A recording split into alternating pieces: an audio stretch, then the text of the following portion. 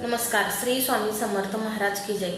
श्री स्वामी समर्थ महाराज म्हणतात की सत्कृत्य म्हणजे काय, चांगले काम, चांगली कामगिरी, दुसऱ्यांविषयी चांगले विचार हे जर आपण मनात ठेवले तर नक्कीच आपल्यासोबत सुद्धा चांगले घडते. मग असाच एक माणूस होता बाबूलाल नावाचा. तो पुण्याजवळ हडपसर एक गाव आहे, त्या ठिकाणी राहत असे. एक दिवस तो रस्त्याने चालत असताना त्याच्यासोबत अपघात घडला. बाबूलाल नावाचा जो व्यक्ती होता तो खूप परोपकारी होता.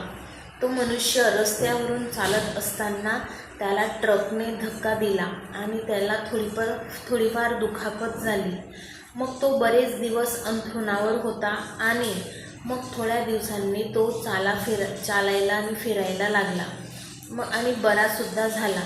पण त्याच्या जो डावा हात होता त्या डावा हातात थोडासा दोष राहिलाच. म्हणजे जे डाव्या हाताला त्याला ट्रकचा धक्का लागलेला होता किंवा ट्रकचं चाक आलेलं असेल तर तो डावा हात थोडासा त्याच्यात दोष राहिला होता.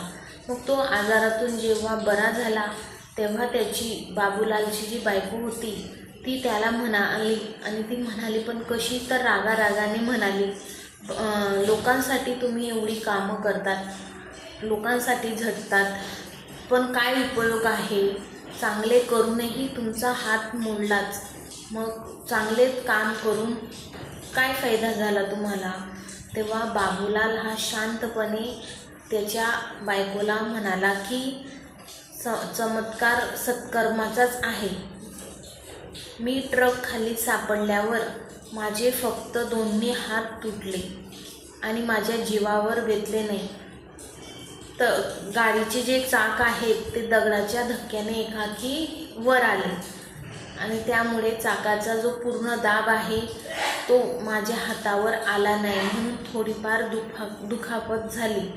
माझा जो हात तुटणार होता तो हात न तुटता अधू झाला आहे, म्हणजे अपंग झाला आहे. त्या हाताने मी आता काम करू नाही शकत, पण हे सत्कर्माचंच फळ आहे.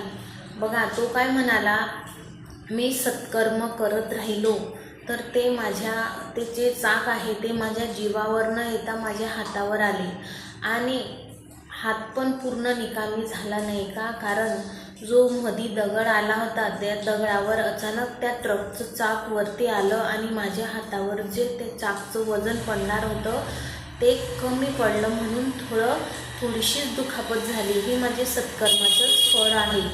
मग